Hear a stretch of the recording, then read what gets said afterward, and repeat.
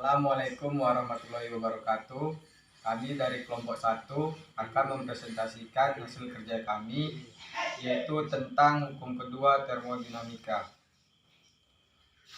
Anggota-anggota dari kelompok kami yaitu Aljanuari Akbar, Ahmad Edil Rasid, Adeko Sismanto, Aang Azra Panjapurnama, Abdul Rozak, dan Ahmad Sodikin. Baiklah, pertama-tama presentasi akan saya jelaskan.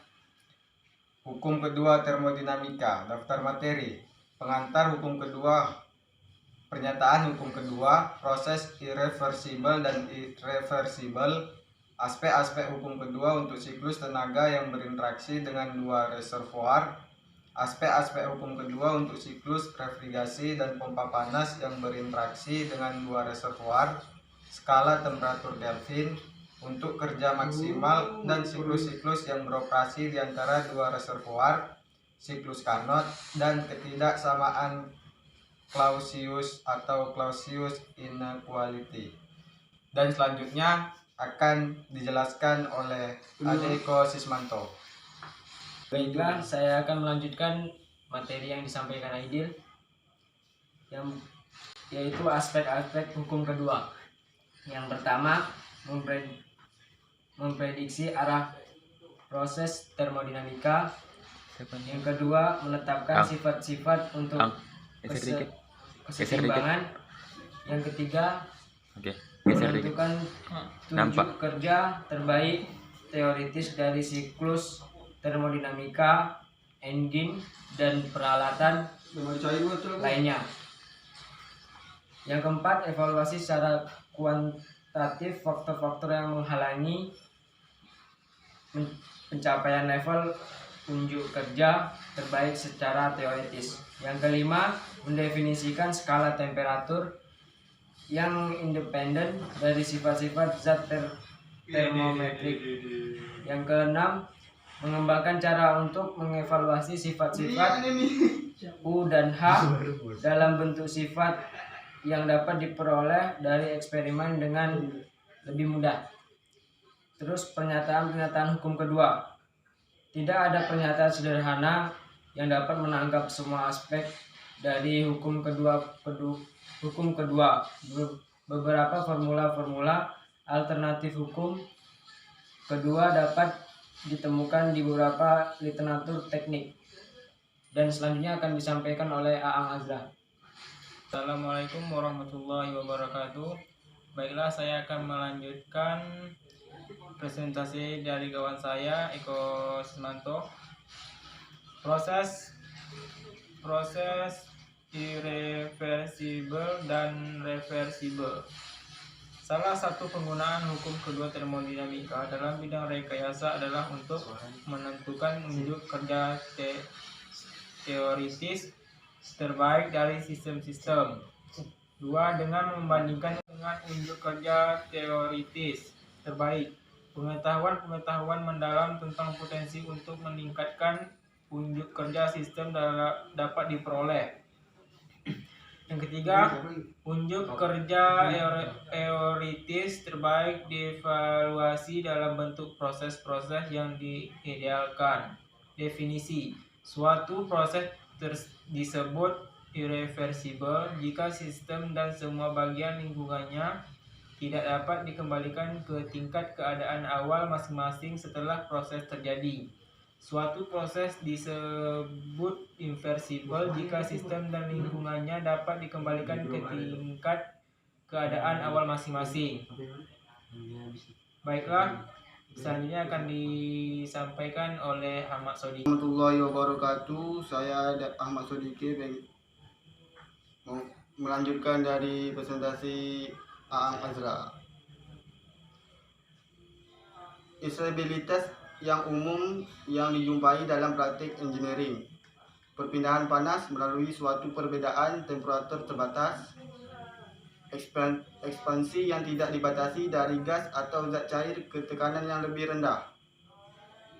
Reaksi kimia spontan, campuran spontan dari zat-zat yang mempunyai komposisi atau tingkat keadaan berbeda. Gesekan-gesekan besaran dan gesekan dalam aliran fluida, aliran arus listrik, melalui suatu tahanan listrik, magnetasi atau polarisasi dengan histeris, deformasi tidak elastik. Semua proses aktual melibatkan efek-efek tersebut di dalam atau terjadi di dalam sistem yang kita buat dari yang paling sederhana sampai pabrik industri besar. Sekian dari saya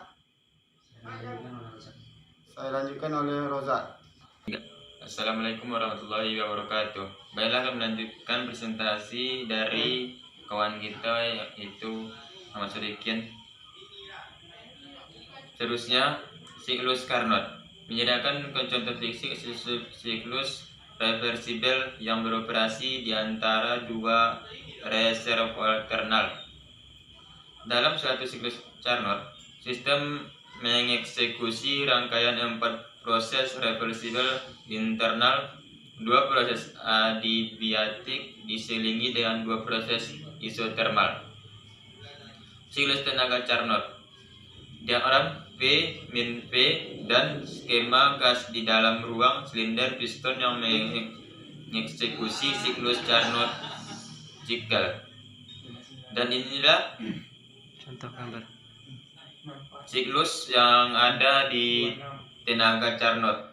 Yang pertama dari penguaian isoternal, kemudian pergi ke penguaian adiabatik,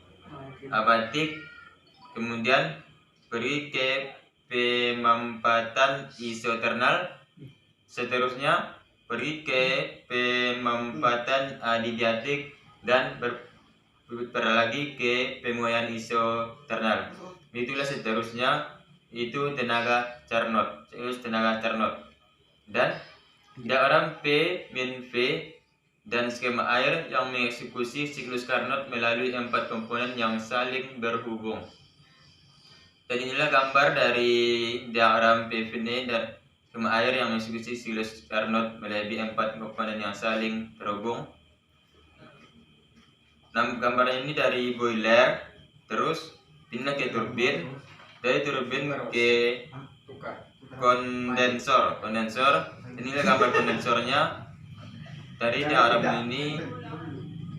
Terus dari kondensor pindah lagi ke pump, dari pump berputar lagi ke boiler, dan begitulah seterusnya, berputar-putar terus.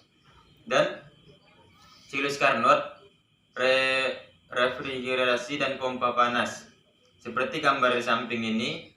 Untuk penjelasannya, proses 1-2 yaitu proses ekspansi isotermal pada TC sambil menerima panas QC dari reservoir dingin. Kemudian proses 2-3, proses kompresi adiabatik sampai temperaturnya mencapai TH. Proses 3-4, proses kompresi isoternal pada TH sambil membuang panas dan reservoir panas. Dan proses yang terakhir 4-1 kembali, proses ekspansi adiabatik sampai temperaturnya menurun menuju TC. Mungkin sekian presentasi kami. Saya kembalikan kepada ketua kelompok kami yang tadi. Sekian, terima kasih. Assalamualaikum warahmatullahi wabarakatuh. Mungkin hanya sekian hasil presentasi yang dapat kami berikan. Kurang dan lebih kami mohon maaf. Dan kami akhiri. Wassalamualaikum warahmatullahi wabarakatuh.